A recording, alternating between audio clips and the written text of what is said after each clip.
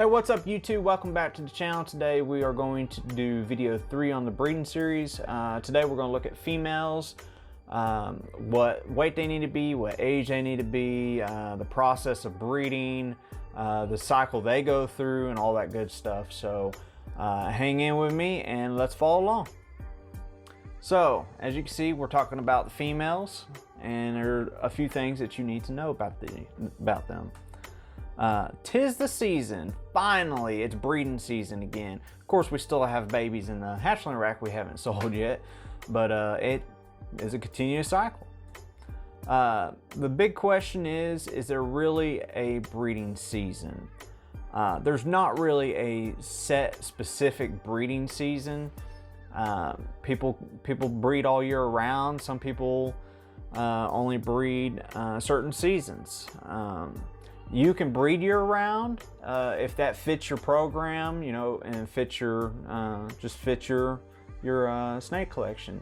It may be more work, but you'll be getting clutches all year long and having babies all year long. For us though, I like to work around the season. I like to kind of know that from this time to this time is breeding season, and then this time to this time is hatching season, and then this time to this time is gearing up for breeding season again. I don't want it all mixed in and doing all that all year long. I kind of want to break it up into sections. But we start cooling our females on November 1st. So today is, what is today? Today is the 14th. This is the Saturday before y'all see this video. So we have already cooling down for 2 weeks. And I'll go over in the video more about how we cool down, how much we cool down, and all that good stuff.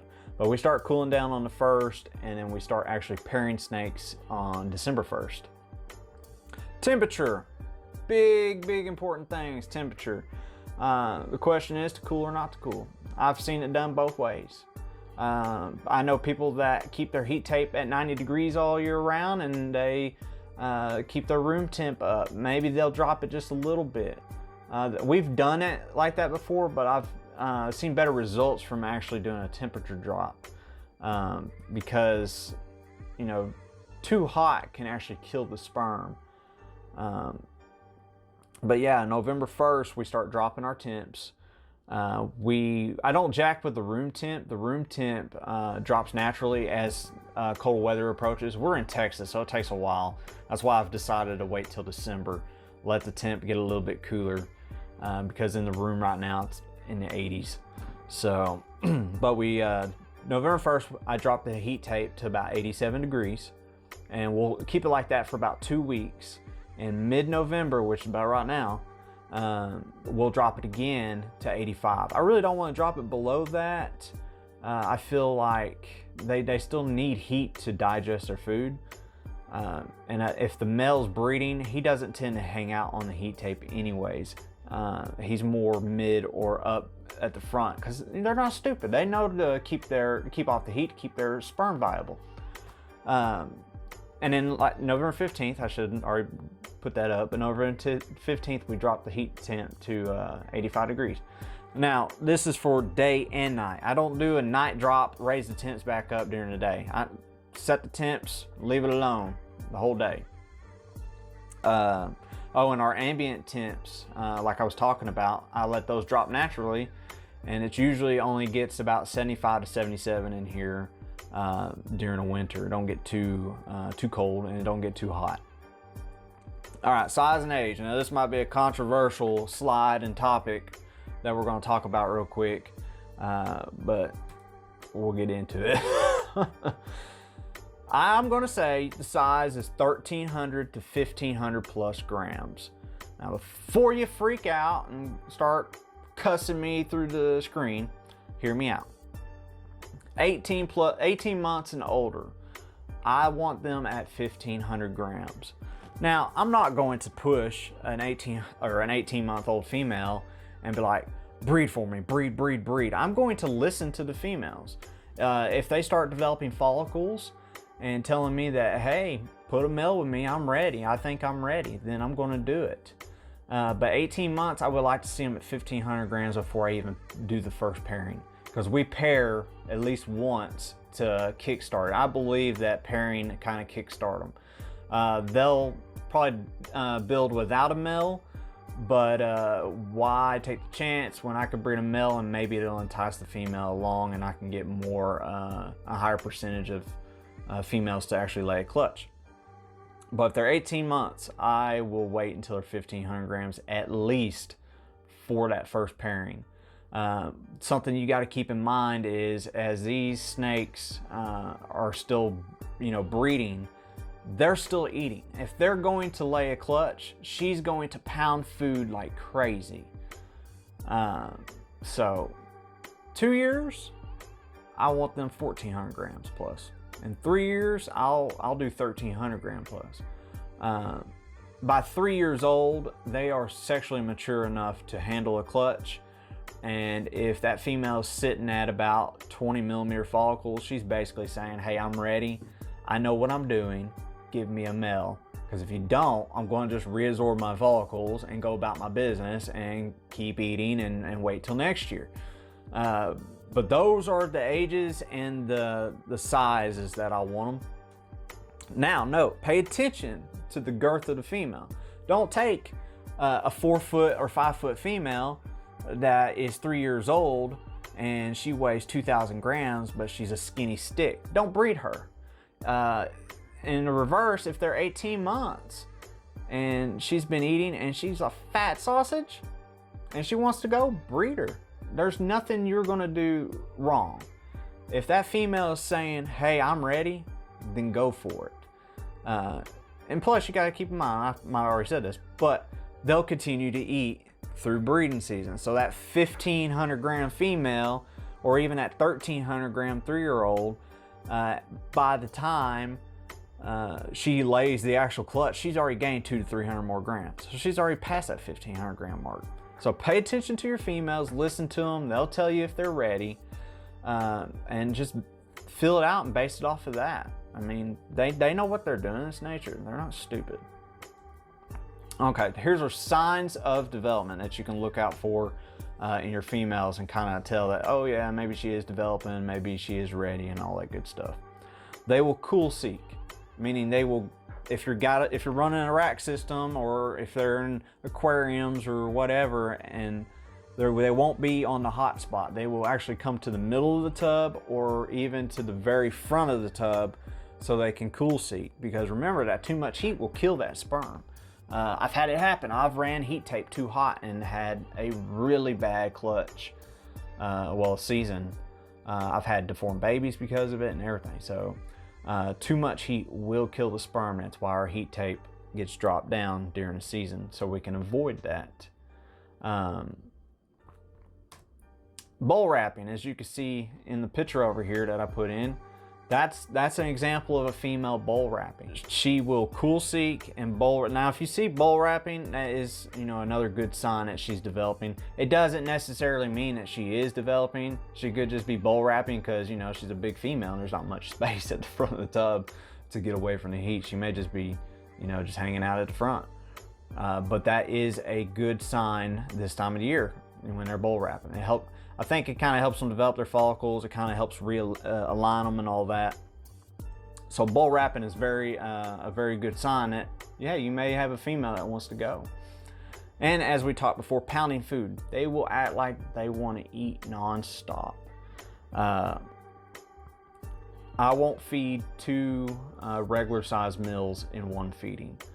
I will feed a medium rat, normal medium rat that I feed on their feed day, which is Saturday, and then come Wednesday, I will probably feed them a small meal, like a small rat, because I don't want to pump them with too much food and get them too fat too quick. I think it's unhealthy, and it's just something we do. I mean, I'll feed them a medium and then a small. I won't feed them. I know some people feed them 2 mediums in one day, or they'll feed a medium and a medium. I don't feel comfortable doing that, because believe it or not, I have overfed a snake. It was I think it was a hatchling, and I fed it too big of a meal one time and it killed it. So I'm very leery about feeding them a lot of food. And of course that's, per snake basis, depending on what they're doing. Now here comes the good part. This is when you start figuring in, oh crap, my female has follicles. So follicular development, does my female have follicles? To me, all I know is there's two ways to tell if you have follicles in a female. It's either with an ultrasound or palpating. We did palpating for years, and it's not hard to do, it's easy. I'm about to insert a video real quick and show y'all how we do that, and I'll show you my ultrasound and everything. The ultrasound was like $1,000 on eBay. It was one of them China ones, but hey, it works real good. And eBay was running a special, well, PayPal was running a special at the time, 2 years, no interest. So I jumped on it and got it. All right, I'm gonna show y'all how to palpate real quick. It's pretty simple. The hard part is actually filling the follicles. So we got this big highway female. And by the way, we don't have any females with follicles yet. We haven't even started pairing yet. But you basically want to get her to relax. You don't want them tense. Like that, you don't want them tense. Kind of get her to relax. This one may not relax. They can make it hard sometimes. But basically, you leave the tub open just a little bit. See, she's starting to relax now. She wants to go back in. And you put your fingers underneath her belly and you put your thumb on her spine. And as she crawls, and I like to put my hand here just to keep her straight. And as she crawls, you'll be able to feel the follicles. You'll feel them go bump. They'll go bump, bump. It'll almost feel like a line of pearls in her. I'm not very good at feeling 10 millimeter follicles. I could probably feel 18 to 20 millimeter follicles. I just don't have the touch for it. That's why we have this thing. An ultrasound. Got it off of eBay for like $1,000. It comes with its own carrying case. Inside, this is usually strapped, but you got your ultrasound, you have your probe here, and a little spot for your ultrasound gel. And then I'll show you what it looks like when it's on. It'll take a second to boot up. All right, and there it is, fired up. That's what it looks like on screen. I don't have any females ultrasound right now, and we'll do a completely separate video on ultrasound and stuff, but I just wanted to show that to y'all real quick, and then we'll jump right back in the video. So you can either palpate or you can ultrasound. Now your follicle growth, if the female has decided she's gonna go, on average, they grow, 10 to 15 millimeters a month. Kind of slow, but 10 to 15 millimeters a month.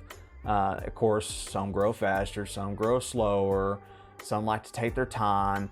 The one gene that I've seen that likes to take their time, at least in our collection, is the clown gene. They just sit at like 30 millimeters forever before they decide they want to actually go past that and actually ovulate.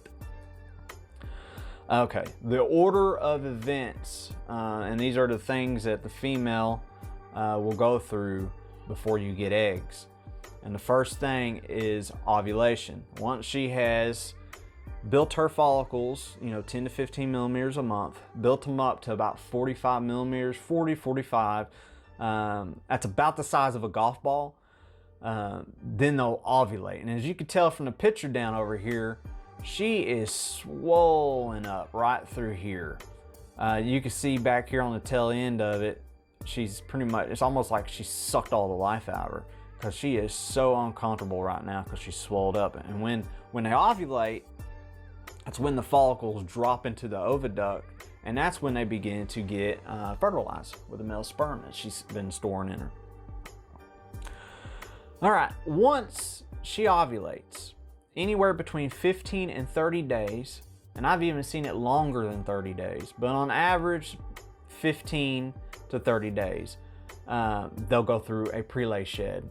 For the most part, they tend to go 2 weeks, and then they go through their prelay shed. But I've had them all the way up to a month. I've had them a little bit longer. It all depends on the female. They're all different, just like all of us humans are different. They all act different, and they all grow at different rates. But within 15, 30 days, you should be getting a shed. And once you get that shed, that's when you need to start thinking about your lay date. So typically, a female on average will lay 30 days after she has had her prelay shed. I've seen it even above that, and as you can see, our longest was 15 days past, or 45 days. Talk about pulling your hair out, worried about your female, thinking that she may be egg bound, and you're worried about, now I gotta take her to the vet, or is she gonna die? And, you know, you start freaking out when that happens. But 45 days total. That was our longest time for a female to actually lay a clutch, and it drove me crazy. But I'm sure there are things that I've missed in this video. I probably forgot a few things. There's probably things that I didn't go over very well. So if you have any questions about anything, let me know. Hit me up in the comments, or DM me on Instagram, whatever's easier. Send me an email if you want to. But other than that, I think that's about it for this video. If y'all would take a second to like the video and share it, that'll help the channel out and help me grow. We actually finally hit over 100 subscribers, so we hit our 100 subscriber goal for this year. Let's see if we can get up to 150 maybe. But if you got any questions, let me know. Check out our Morphmarket. Link is in the bio, I'm so used to Instagram. Link is in the description. For our Morphmarket, we have a few animals still available. If you're interested in those, hit me up. Other than that, we'll catch you in video 4, where we will go over the males and what their requirements are. So thanks for tuning in. Oh, I damn near forgot. Shout out to RCR, Royal Canadian Reptiles. Totally forgot to shout him out and pulling a Billy. But real comfortable shirt. They're everybody does next level shirts now, and they're all nice and comfortable. So pick up one from them. They're like $20 average price. But thanks for tuning in. Catch us in video 4, and see you about males.